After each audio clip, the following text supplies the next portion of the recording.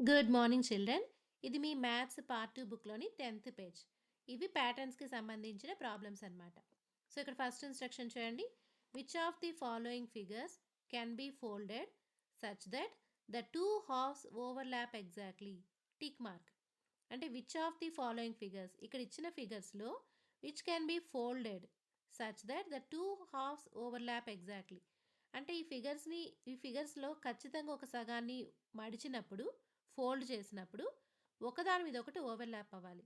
అంటే వంకర టింకరగా రాకుండా 2 అంచులు కూడా కరెక్ట్‌గా కలిసిపోయే విధంగా ఏ ఫిగర్స్‌ని ఫోల్డ్ చేస్తే వస్తుంది అనేది మీరు చెప్పాలి. వాటికి టిక్ మార్క్‌ని వేయాలన్నమాట. నెక్స్ట్ సెకండ్ చూడండి.